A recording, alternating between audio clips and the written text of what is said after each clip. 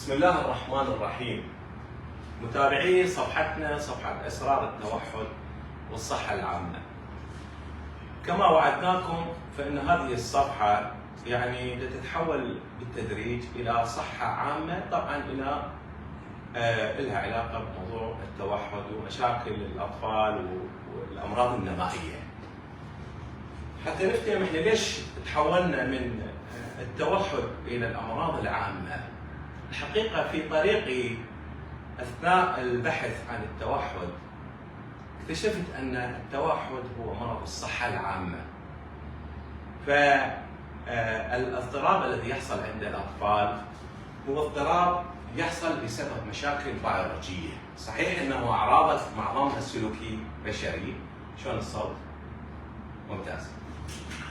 صحيح أنه كثير من الأعراض هي سلوكية، لكن الحقيقة أن ما يحصل قبل الاضطراب السلوكي وضعف قدرات النطق وضعف قدرات السيطرة على الذات والمشاكل العنف والقلق وصعوبات النوم مشاكل جهاز، هناك حدث بيولوجي يحصل وثم تنهار الصحة العامة ثم يحصل التوحد. فأثناء علاجي للتوحد وجدت أنه بالإمكان بنفس الطريقة علاج كثير من الأمراض. هذه الأمراض تتشابه في أسبابها وإن اختلفت أعراضها. فاضطراب التوحد هو احتقان في الجسم بصورة عامة، وهو احتقان في الدماغ بصورة خاصة، وكذلك هو الاكتئاب، وكذلك هو الكثير من الأمراض، وكذلك كثير من الأمراض. كما أن ارتفاع الضغط هو التهاب، كما أن أمراض الشرايين هي التهاب، كما أن السكر هو التهاب، كما أن كثير من الأمراض ليست فقط التهاب إنما توعك في الصحة العامة. هناك عشرات الأسباب التي تسبب التوحد، ونفسها هناك عشرات الأسباب تسبب الاكتئاب، وهناك عشرات الأسباب تسبب جلطات وارتفاع الضغط والسكري وما يسمى بالميتابوليك سيندروم. وأنا في طريقي إلى علاج التوحد وجدت أنه بالإمكان علاج كثير من الأمراض من خلال فهم محور الأمراض الصحة العامة. وباستهدافنا للصحة العامة فإننا أكيد سنساعد الجسم بأن يرجع إلى طبيعته، وسنقلل من الإصابة بهذه الأمراض، ونفتهم كيف نستطيع أن نمنع تلك الأمراض. في الموضوع اللي اليوم راح نتناوله نتكلم عن موضوع الدهون. نصف العالم تقريبا لديهم ارتفاع في الدهون. الكثير منهم يهملوه والكثير منهم يأخذون عليه الأدوية. القرار في موضوع استخدام الأدوية في الدهون قرار جدا خطر. فالحقيقة الكثير من الأطباء يصفون مركبات الاستاتين المعروفة في خفض الكوليسترول بمجرد احتضان ما يجدون ارتفاع في مستوى الدهون في الدم. موضوع ارتفاع الدهون وعلاجه موضوع معقد جدا، والحكم فيه يحتاج إلى تأني وإلى تعمق في فهم أسباب ارتفاع الدهون وكيفية تحليل ارتفاع الدهون بحيث تكون القرارات نافعة وليست مضرة بالصحة العامة. ففي هذه المحاضرة حاولنا أن نلخص لكم الرأي العلمي الحديث في موضوع الدهون، لأن كثير من الناس يقول لك أنا حاولت جد أنزل الدهون رغم أنه آخذ أدوية دهون ما نزلت. قسم يقول لك أنا والله دا آخذ حبوب مال الدهون ولكني ما منعت عندي، صارت عندي ذبحة وراها، أو صارت عندي جلطة من كبار السن طبعا أو حتى الشباب اللي أعمارهم صغيرة. قسم آخر يقول لك أنا دا آخذ أدوية دهون بس دا تأذيني، دا آخذ يصير عندي صداع، جسمي يوجعني، مشاكل عندي. فحتى نبين كل هذه المشاكل اللي تصير لازم ندخل في أعماق الدهون. اضطريت أنا خلال رحلة تقريبا 3 إلى 4 أشهر أن أتعمق في موضوع الدهون وأصل إلى الرأي العلمي النافع في مسألة التعامل مع ارتفاع الدهون أوكي. فعندنا هاي السبورة ترجعنا شوية إلى أفكار عامة حتى نقدر نطبقها. الدهون اللي بجسمنا شنو فائدتها؟ ما هي فائدة الدهون؟ الدهون عنصر حيوي وضروري من مكونات الجسم. نسبة عالية من الدهون، التليفون اتصل، نسبة عالية من الدهون يتكون منها الدماغ، يعني الاوميجا 3 والفاتي اسيدز حامض امين. الدهون نافعة في صناعة الكثير من هرمونات الجسم. يعني أنا من أوقف صناعة الدهون والكوليسترول بواسطة أدوية الستاتين إذا كنت ما محتاجها أو كان التوصيف إلها مو بمكانه، يعني أنا راح أقلل هرموناتي.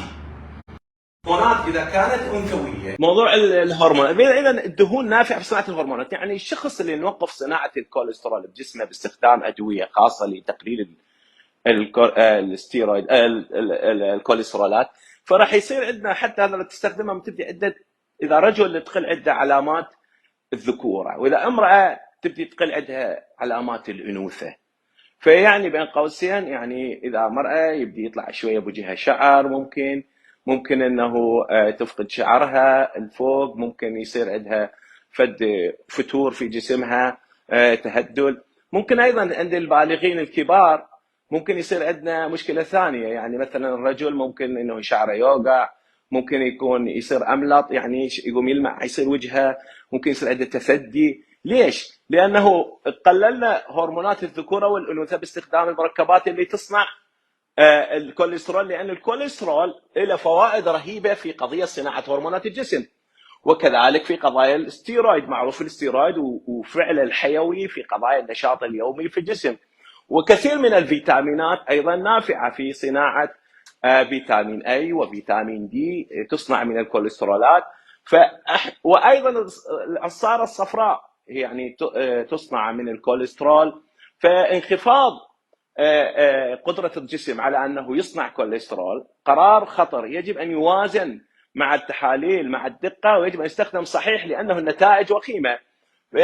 بالنسبه للعصاره الصفراء لها دور كبير في امتصاص الدهون من الامعاء وهضمها وامتصاص الفيتامينات اللي في الدهون.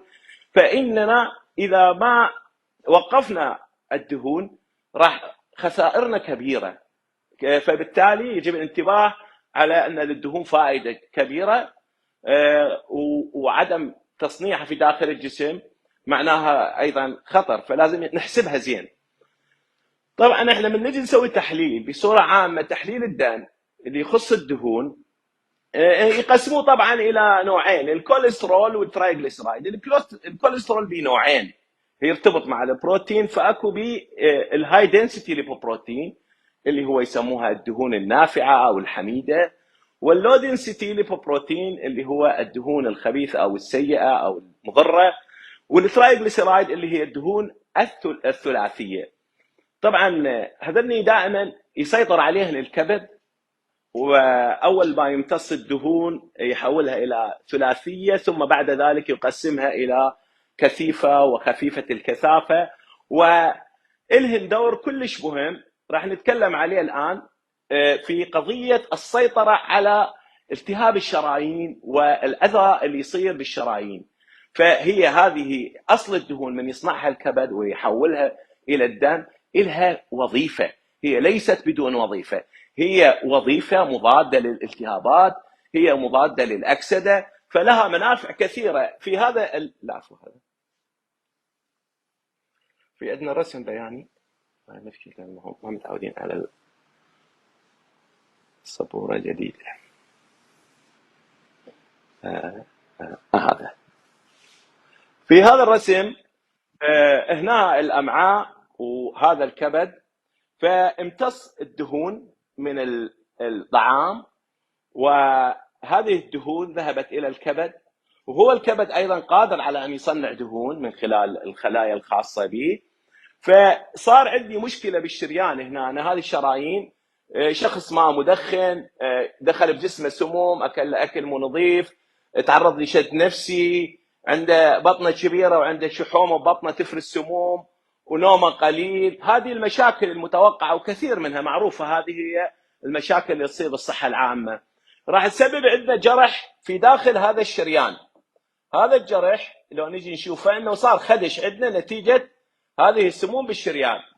هذا الخدش الكبد يتحسسه ويرسل له الدهون اللي احنا نشوفها خبيثه، ال LDL، حتى تروح تسوي بنتيجه استخدام شحنات كهربائيه تسوي مثل الكي للمكان حتى توقفه، حتى تلحمه، حتى ما ينجرح اكثر، حتى الخلايا مال الدم ما تتعثر وتوقف، حتى يرجع الشريان يمشي بصوره سويه. من دخل هذا ال LDL وعالج الجرح، جت الخلايا هنا اللي يسموها مونوسايت بدأت تشتغل هنا حتى تصلح ما تحت الجرح حتى ترجعه طبيعي.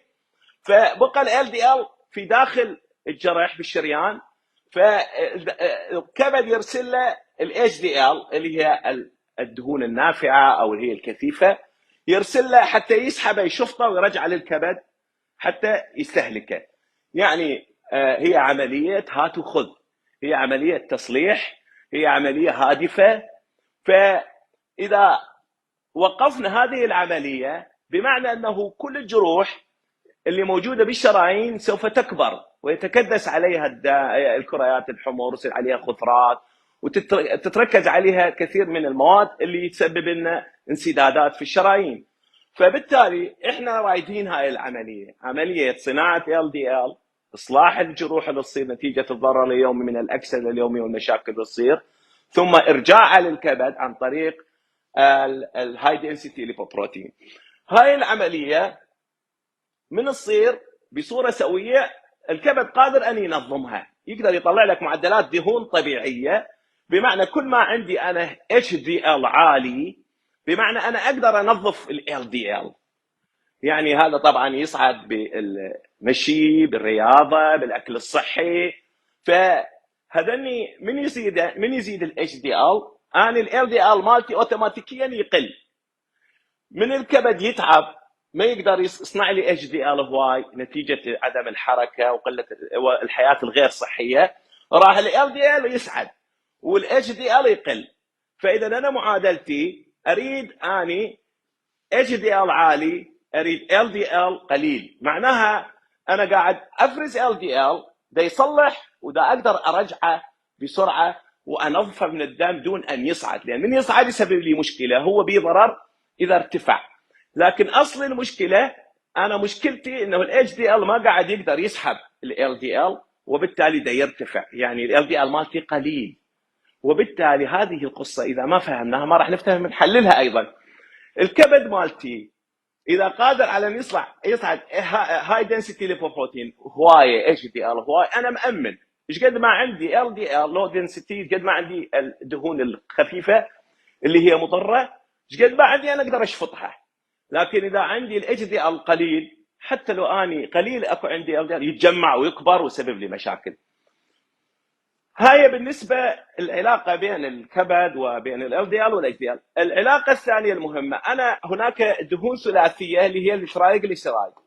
الدهون الثلاثية عادة هذه تمتص من الأمعاء ويتم التعامل معها في الكبد وتحويلها إلى كوليسترولات أخرى لمواد عالية. إذا كان معدل أكلي للدهون عالي وقدرة الكبد بالتعامل مع هذه الدهون قليله بسبب سميته، فاني اوتوماتيكيا راح تصعد عندي الدهون الثلاثيه. الدهون الثلاثيه ايضا هي مضره. فبالتالي هسه مشكلتي الان ليست مشكلتي في الدهون، المشكله في تنظيم الدهون. تختلف هاي القصه. الترايغليسيرايد عندي اذا صعد كبدي، في الغالب انا قاعد اكل دهون عاديه مو كلش هواي، بالعكس اكل جزء اكثر صحيه، بس مع هذا ما يقدر الكبد. مشكله الكبد في التعامل مع الدهون الثلاثيه ليست لها علاقه بكميه ما تاكل من الدهون. اصل الدهون صحيه، جسمنا يحبها، لكنه الكبد تسمم. شلون تسمم؟ لان انا قاعد اكل شجر وقاعد اكل كربوهيدرات. من قاعد تروح هاي السكريات الى الكبد، الكبد دا يتاذى منها، دا يتسمم منها. من يتسمم يفقد قابليته بالسيطره على تنظيم الترايغليسيرايد. فمشكلتي في الدهون هي ليست مشكله الدهون، انما هي مشكله السكريات والكربوهيدرات والخبز الناكله اللي يسوي لنا ارتفاع عالي بالانسولين. السكريات بصوره عامه والكربوهيدرات بعد اكثر، وخاصه الطحين، الى قابليه على ان يرفع الانسولين مرتين اكثر من السكر. فاني بارتفاع الانسولين بشده، يسمونها سبايك، يعني الصعده العاليه. السبايك مال الانسولين اللي تصير ويا السكر واللي تصير مع الكربوهيدرات، وخاصه الخبز والصمون العراقي الطيب جزء منه. اني من دا يصير عندي سبايك، ايش صار عندي؟ الجسم اوتوماتيكيا يتحسس للسبايك، يعني هو ما يتحسس اذا السكر صعد شويه، بس من يصعد هواي راح يصير عندي زر بالكبد ينداس، يصير اون. شنو هذا الزر؟ الزر هذا يقول له للجسم، الجسم مخلوق منذ ملايين السنين، بالالاف السنين، متعود على طريقه واحده. هو ما كان ياكل سكريات دائما، قبل اجدادنا كان تجيهم السكريات مواسم قليله، شهر شهرين بالسنه، نزل برتقال اكله اسبوعين شهر، نزل مشمش اكل اسبوعين شهر، وغيرها اكل تمر، نوبات يضمون تمر هاي يخلوها قليله. فانا بالنسبه لي اذا صار عندي سبايك مال صعود انسولين بسبب ارتفاع، صار عندي الجسم راح يقول يابا ترى هذا وقت التخزين، يعني اصنع لي شحم ضمه، لانه باكر عقبه نجوع، ما عندنا قدره على انه نعيش، يجوز ينقطع كل الاكل. فايش راح يسوي؟ راح يصير عندي ميتابوليك انسولين يصعد، صار عندي راح يصير عندي صناعه دهون، صار عندي لايبوجينيسيس يسموه بالانجليزي. اللايبوجينيسيس شنو معناه؟ راح الكبد يبدي يصير فاتي ليفر، يعني الكبد ينزل دهون في هنا، وايضا ينزل دهون في البطن، وتصير عندنا البطن الكبيره اللي بيها دهون نتيجه السكريات ونتيجه الكربوهيدرات اللي كلناها. هذا الارتفاع في مستوى الانسولين سوى لنا مشكله. اليوم الجسم صار في وضع التخزين، خزن. سببه منو سوى هاي النقطه الاون؟ الكربوهيدرات سكر لكنا، بس الدهن نفسه ما له علاقه. لو ماكلين احنا دهون هوايه وقليل جدا كربوهيدرات، كان الجسم ما يسوي هاي العمليه. فهي مو مشكله الدهون اللي قاعد ناكلها اللي انحرمنا منها منذ 3 أو 4 عقود. كان هناك تصور خاطئ بان الدهون هي سبب الاصابه بامراض القلب والشرايين. الحقيقه العلماء الان اكتشفوا بانه صحيح اكو ارتفاع دهون مع الذين يصابون بجلطات، لكن الحقيقه هذه ما طلعت اكو بيناتهم سببيه، انما ترافقيه، يسمونها كوزيشن، لا كورليشن بس نوت كوزيشن بالانجليزي. بمعنى شنو؟ اني من صعد عندي دهون، واحد صارت بي جلطه، جاني مرتفع الدهن مالته، قلت الدهون سوت لي جلطه. لا، هو لان شرايينه مجرحه، الكبد دز دهون هوايه، هو تعبان ما قدر يسحبها. فاذا اكو ارتفاع في الدهون مع الجلطات، هذا مو سببي، هذا ترافقي لوجود مشكله سابقه. فالان بعد بال 2013 يلا ان شاء الله الحظر من قضيه اكل الدهون. قالوا يابا الدهون ما لها علاقه، ترى احنا كنا ظالميها.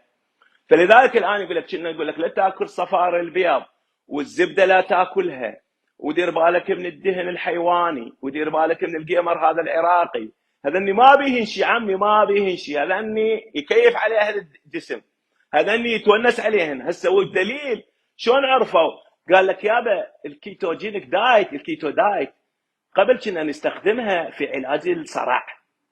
زين ليش يابا نستخدمها في علاج الصرع اذا هي مضره؟ اذا الدماغ من تقطع عليه السكريات وتخلي عليه بس الدهون، يستخدم الكيتون مصدر للطاقه ويعوف من الشمره، يعني الخلايا العصبيه حيل ترتاح بوجود الكيتون اللي هو المصدر الاساسي مال الدهون. يعني التصميم الاصلي للجسم مالنا ياكل كثيرا من الدهون، ياكل كثير من البروتين، بس ما ياكل كربوهيدرات. فهذا اصل التصميم مالنا. احنا لا، غيرنا هاي الفكره، سببت لنا هاي المشاكل. فاذا هذا كان المعنى في قضيه تقسيم الدهون، واعتقد يمكن غطيناها، ان شاء الله نكون كذلك. نرجع على موضوعنا، هاي مشكله السبوره.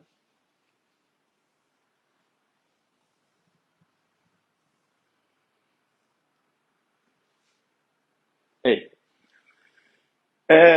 تكلمنا على، يمكن احسن يلا خلينا نكمل. بالنسبه للدهون نتذكر هنا، خلينا نطلع اخر وحده. الكل عندكم تحاليل دهون وتريدون تعرفوها. الحقيقه انا بالنسبه لي هذه القناه اريد اسوي شغله اذا تتعاونون وياي، بس لا حد يقول لي انت ليش عرفت التوحد. انا ما اعرف التوحد، بس هو كله سوى، ترى علاج التوحد علاج القلب اكو تشابه كبير. اكو شغله، انا اريد اي واحد منكم يصير مدير صحي لنفسه. اريدك تصير السي اي او اوف يور هيلث. يعني بين قوسين انا ما اريد احد يتحكم بي، حتى من اروح الطبيب القلبي اقول له الدكتور انت اعطيتني هاي الستاتين، زين هسه انا الكوليسترول بجسمي معناها ما راح اصنعه بالكميه الكافيه، زين انا شلون راح اقدر اصنع هرمونات بجسمي؟ شو تقول؟ حتى الطبيب اذا علمي ومتابع راح يعطيك اجوبه، راح يقول لك هاي وهاي وهاي. ثقافتكم الشديده بصحتكم اكبر حمايه لكم. اليوم مو كل الاطباء متابعين هاي القضايا، بعضهم لا باقين على القديم. نحن نحتاج نشجعهم، نحتاج نحفزهم حتى يتابعون، حتى يمشون بالقرارات الجديده وبالحكمه الجديده. القصد يعني اريد كل واحد منكم يصير مدير حقيقي صحه بيته. انا ما اكسب، ما اريد فقط منكم تعالجون اولادكم مصابين بالاضطرابات او بالمشاكل، اريد كلكم انتم تسيطرون على صحتكم وتسيطرون على صحه عوائلكم اللي وراها، تسيطرون على سلوكهم وعلى نتائجهم ونجاحاتهم. انا اتمنى انه كل واحد يسيطر على صحته.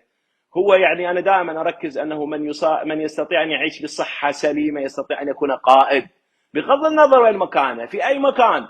القائد هو الشخص المتوازن الذي يستطيع ان يوازن القرارات، والقرارات تحتاج الى صحه ذهنيه جيده، والصحه الذهنيه تحتاج الى صحه حقيقيه في الجسد، والجسد مترابط مع العقل وكلكم تعرفون بهاي. فراح نتكلم تقريبا، انا كتبت بعض الاشياء بالنسبه للاتش دي ال اللي هو هاي دنسيتي ليبوبروتين، اللي هي الدهون عاليه الكثافه، الدهون الصحيه احنا نريدها مرتفعه. كل ما تكون اعلى من 50 احنا بالامان. هذا نظره اولى. ال LDL لو دنسيتي ليبوبروتين، الدهون قليله الكثافه والسيئه، هاي جيده. هاي جيده، ليش نريدها ترتفع؟ وهاي سيئه، هاي نريدها تصير اقل من 70. طبعا هناك من يقول اقل من 90، هناك من يقول اقل من 100، اكو اختلاف، بس احنا نحرص على احنا مو بسهوله نقدر نوصل لها، تكون اقل من 70. التوتال كوليسترول احنا نريده يصير اقل من 150، هاي معروفه. بس انتم تعرفون انه التوتال كوليسترول هو يجمع هذني، اكو بينات المعادله.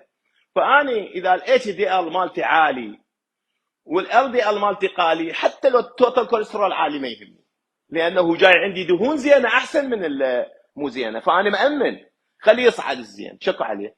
بس اذا طلع ال دي ال مالتي كلش اعلى، فاني معناها التوتال كوليسترول بدا يخوفني، بمعنى راح يعطيني تصور ان يصير عندي دهون سيئه عاليه. ترايجليسيرايد احنا بدها اقل من ال 100، طبعا قسم يقولون 150 اكو بيها تساهل في القصه، لكن قطع عندي صوت، احس ان الصوت ينقطع. الصوت موجود؟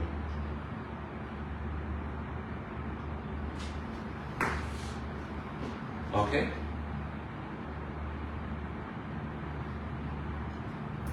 الو الو الو. اوكي. انا صار عندي بس سماعتي صار فيها صوت. الو الو. اوكي. اذا انا عندي ترايجليسرايد اقل من 150، حقيقه شغله مهمه جدا. المشكله احنا كلنا في العراق وهواي دول عربيه لا زال نستخدم فقط هذا الليبيد بروفايل. هسه بالفتره الاخيره صارت عندنا تطورات كبيره في قضيه التعمق في التحليل في قضيه الدهون. هناك فحص يمكن قيمته $100 تقريبا، اسمه NMR اللي هي نيوكليير ماجنتيك ريزونانس، اللي هو يستخدم نوع من الرنين في معرفه طبيعه ال LDL، لانه يقولون العلماء من جديد ان ال LDL اللي هو الدهون السيئه ممكن تكون كثيره بس مو ضاره، وممكن تكون قليله بس ضاره. شلون؟ حجم الجزيئات اللي تكون هاي ال LDL اذا كانت صغيره واعدادها كبيره وصغيره، هذه تضر الشرايين اكثر. فلذلك هذا التحليل يقول لك اذا كان يعني هم يسوون التركيز، اذا كانت اقل من 1000 يعني جزيئه او جزءه تركيزها، هذا يكون خطر، حتى لو كان ال LDL مالنا مو كلش عالي.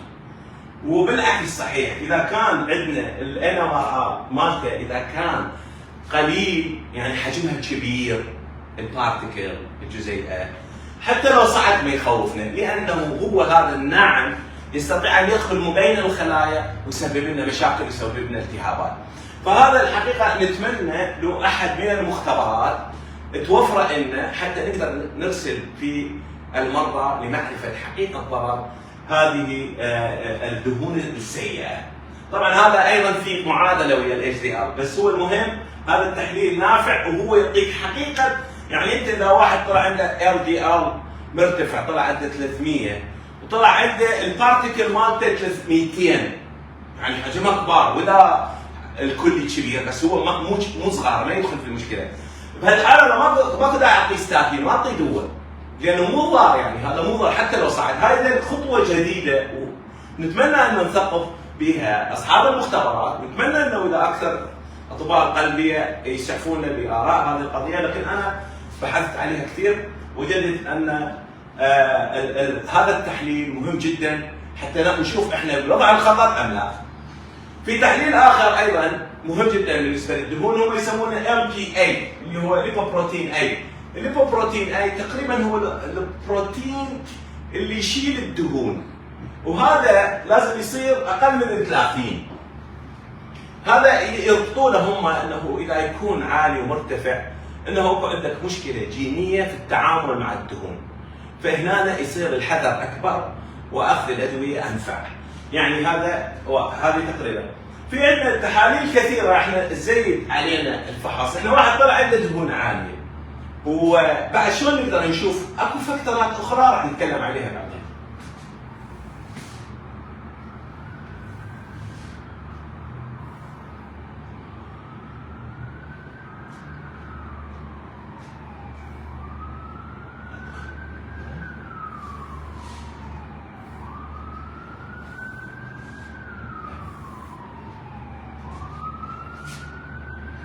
في شيء نسينا في التحاليل، اذا طلع عندي الترايجليسرايد احنا مثلا عالي والاتش دي ال هم عالي، احنا شلون نعرف وضعنا الصحي العام؟ هسه قبل ما نوصل للام ار وهذا الموضوع النيوكلير ماجنتيك ريزونانس وغيرها، انا اريد اعرف انا وضعي خطر هسه الان قبل ما اوصل لهاي المراحل.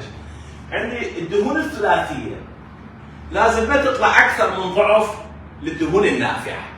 يعني اذا طلعت الدهون النافعه عندي 50 والترايجليسرايد 150، انا في حاله من الخطوره.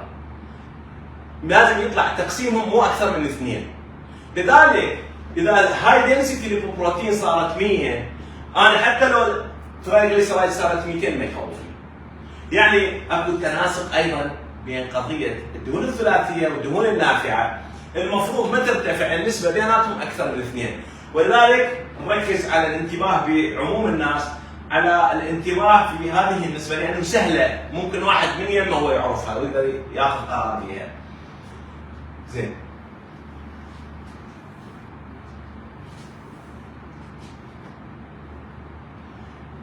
هنا راح نتكلم طريقه عمل ادويه خفض الدهون.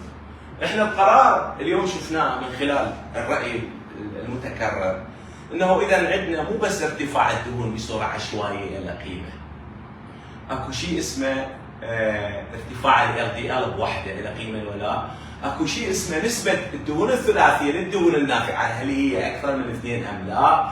اكو شيء اسمه هل ال بي اي اكثر من 30 ولا؟ اكو هوايه امور لازم نطبقها، ومع هذا اكو ورانا ان ام ار، هل ان الجزيئات اللي موجوده بالال دي ال هي صغيره وكثيره بمعنى ناعمه بالحجم؟ فهذه كلها مؤشرات في قرار اعطاء الادويه. وقعنا ليش نتخوف من ادويه الستاتين؟ لانه هي مو باراسيتول، هي مو فيتامين سي، هي ادويه لها تاثيرات جانبيه كثيره، اذا ما اخذناها في مكانها يصير مفسدتها اكثر من منفعتها. فالستاتينات بصوره عامه بغض النظر عن انواعها وهاي شافوها بالبحوث احسن، مو هذا تخصني، هذا من اختصاص اطباء القلبيه واطباء الباطنيه. انا كان رايي اقول ان المشكله شلون تشتغل هذه الدهون؟ تشتغل على نوع من الانزيمات اللي داخل الخلايا موجوده في كل الجسم، تصنع فيها الكوليسترول، يوقفه، يقلله، يثبطه. فعمليه تثبيط صناعه الكوليسترول بداخل كل الخلايا هي عمليه ليست بدون ثمن، فيها ثمن كبير، يحتاج ان نقارن مفسدتها ومنفعتها. شنو اللي ممكن يصير؟ مثل ما تتذكرون انا اذا طلعت ما احتاج هذه الادويه، يعني انا راح اقلل هرمونات الجنسيه عندي بالنسبه لجسمي. يعني اذا امراه مكتشفت عندها يعني مينوبوز مبكر او سينيدياسيس مبكر، يصير عندها ضمور في اجزاء جسمها مثلا، اذا رجل عنده علامات الانوثه، حكينا هاي. مو بس هاي، انا راح صناعه الاستيرويدات تقل، يعني اللي هو الاستيرويد المهم للنشاط، يصير عندي تعب. زين، صناعه الصفراء تقل. المشكله انه كثير من ادويه الستاتين او مضادات الدهون هي الحقيقه تضرب الميتوكوندريا، يعني تسوي نوع من التعب العام. كثير من اللي يستخدموها يشعرون بالام وتعب خاصه في البدايات، كثير يتركوها بسبب تاثيراتها الجانبيه، يسوي نوع من التشوش الدماغي، يسوي نوع من التعب بالجسم. فاني هو مريضي مثل ما نقول اذا عاده يطلع لي امراض كثيره ولما اعطيه دواء بتاثيرات يعني تعب وجسمه يوجعه وكذا، فلازم احسبها حيل. اني مو ضد هذه الدهون يعني انا كرأيي، لكن اقترح التروي، اقترح التعمق، اقترح استخدام اساليب ابسط، خاصه الحميه وخاصه تنظيم الطعام وخاصه المشي وخاصه هذول، لانهم هذول يرجعون صحتك كلها ومو بس الدهون. فاقترح انه نستخدم كل هاي الاشياء، واذا ما قدرنا نوصل الى تنظيم الدهون بصوره سويه ذاك الوقت يكون استخدامها مع هذه التحاليل يكون صحيح.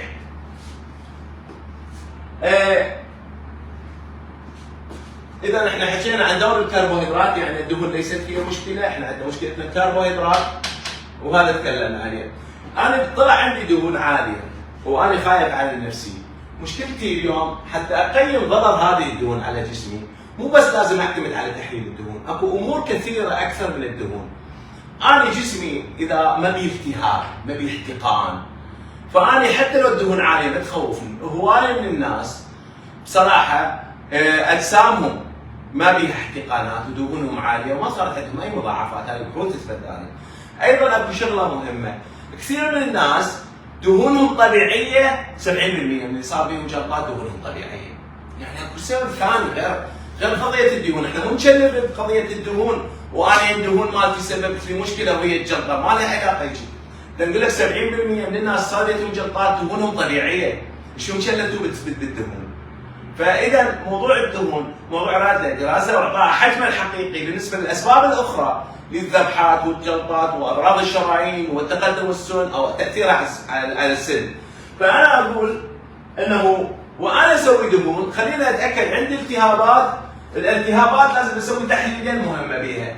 اكو شيء اسمه CRP ونعرفه احنا، هو نوع من البروتين يصعد بالدم بوجود الالتهابات.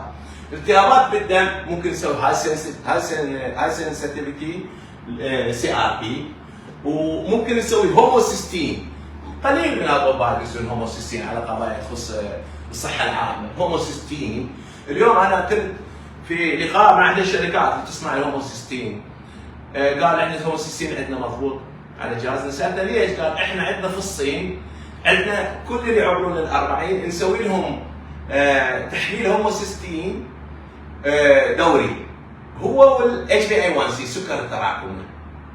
صار عندنا تحليلين احنا بس متشابهين بين السكر التراكمي وش وقت بس الواحد يصير عنده سكر، اذا طلع عنده 6 ما بي شيء، يا بس 6 ترى واصل بري دايابيتك. اليوم في امريكا من كل 2 واحد بيهم اما سكر او صف السكر بسبب السمنه والاكل غير الصحي والكربوهيدرات. اليوم الدنيا مشكله، يعني احنا طبعا هي الدنيا من البدايه مشكله بس هاي زادت. يعني قصدي ان انا مو لازم بس اسوي دهون، خل اسوي هوموسيستين. هذا طبعا دعوه مختبراتنا الموجوده في العراق، خاصه شبابنا اللي يشتغلون بهذا الجانب. اخي الله يحفظك، ضيف الهوموسيستين بتحليلك. يعني ما يصير يجيك شاب الهوموسيستين مالته 40 وهو المفروض 6 إلى 8 ويبقى 20 سنه هيك، طبعا ننجلط بال40 بال30. والله اصدقائنا نجلطوا لان جسمه مليان التهاب، ما له علاقه بالدهون. احنا مشلدنا بالدهون والجسم كله التهابات، التهابات منين؟ هو من السكر، من البكتيريا النافعه المو زينه بالبطن، من الكربوهيدرات، من الشد النفسي، من قله النوم، من اكل مصايب. احنا عندنا اشياء كثيره، من النوم، من القعده ورا الموبايل، من هاي الصحه اللي انحرفت سببت لنا مشكله كبيره. الهوموسيستين انا لو بيدي كل الناس تسمى هوموسيستين، لان كل مرتفع فوق ال 86 بسيطه، شغله بسيطه، مجرد اعطيه بعض المكملات وانزل لك الهوموسيستين ويروح الالتهاب وجسمه يرتاح. لهاي سنسيتيف سي ار بي ايضا واحد من علامات الالتهابات. الالتهابات هو شنو؟ يعني انفلاميشن. احنا قبل ما كنا نربط، احنا تكلمنا سابقا قلنا اشو؟ واحد بيه سكر وبيه ضغط وبيه سكر وضغط وارتفاع ضغط وبيه شنو بعد؟ مشاكل بالشرايين والتهاب كوليسترول وازهاق الكوليسترول. يعني هاي الثلاثيه، ارتفاع دهون والسكر وارتفاع ضغط، بهذني شنو الربط بينهم؟ شنو هاي؟ يعني اظل اضرب، انزل الدهن، انزل السكر، انزل الضغط، يابا ترى المشكله وحده. الله يحفظكم، بالاصل اكو مشكله التهاب بالجسم، صعد على كل الجسم، ضرب البنكرياس سوى بها مشاكل، ضرب الكبد ما خلاه يسيطر على الدهون، صعدت الدهون، سوى احتقان بكل الشرايين خلاها متصلبه، سوى لنا ارتفاع بالضغط، فقدت مرونتها. فاذا انا اريدكم مو بس تركزون على الدهون، النظره الشامله، هوليستيك ميديسن، طب الشمول، الطب الشامل، مو طب التفسيخ، طب يرى الامور بنظره شامله حتى يوازن فيما بينها. الفايبرينوجين هو نوع من انواع البروتين اللي ممكن ان يساعد على تخثر الدم ويسبب لنا نوع من الجلطات. اذا انا اريد اعرف ايش قد هاي الدهون اثرت علي، وايش قد صار لي 10 سنين 20 سنه دهني، اروح لطبيب سونار اقول له شوف لي ايش قد بطانه الشرايين السباتيه، كاروتيد ارتري، هاي راح يعطيك اندكس. انا شفت ناس اعمارهم 30 بس الثخن مال بطانه الشرايين اللي بالرقبه تقول عمرهم 60، يعني اكو عمر يعني بالجهاز واكو عمر حقيقي يوازن. فاذا عندي هاي القصه انا اقدر اسويها، اذا انا عندي دهون هوايه وهذه اللي بيها باديات هوايه تصلب شرايين وهذه تثخن في البطانه، لا الامور جديه ما بيها مجال.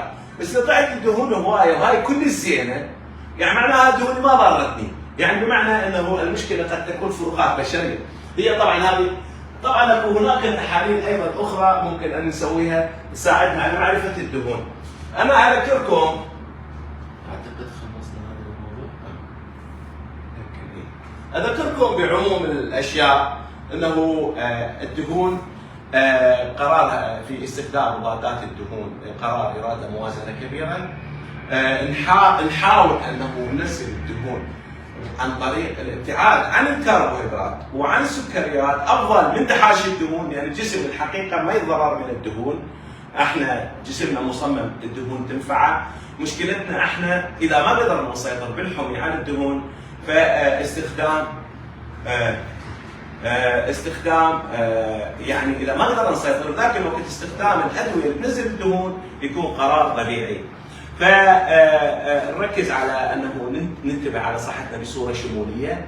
الوعي كلش مهم، يعني انا من الناس اللي كنت اقول شويه ما يخالف اكل خبز، شويه اخذ كربوهيدرات، شويه اكل سكر، بس من عمقت بالقضيه شفت القضيه ما بيها مجال. يعني انت يعني مساله منطق، انا جسمي مرتاح، حركتي زينه، نومتي زينه، ليش دا اروح اسم نفسي؟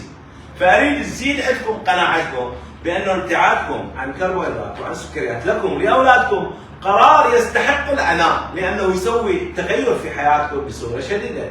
النقطه الاولى. ثانيا ارتفاع الدهون هو حقيقه مشكله، لكن المشكله هاي ترى ليس سببها بسبب اكلنا الدهون، انما بسبب اكل الكربوهيدرات، وايضا ممكن علاجها بكثير من الامور، المشي اليومي، الاكل الصحي، تحسين البكتيريا النافعه في امعائنا، لان هي 50% من الاطعمه اللي تكون في شراييننا تاتي من البكتيريا النافعه.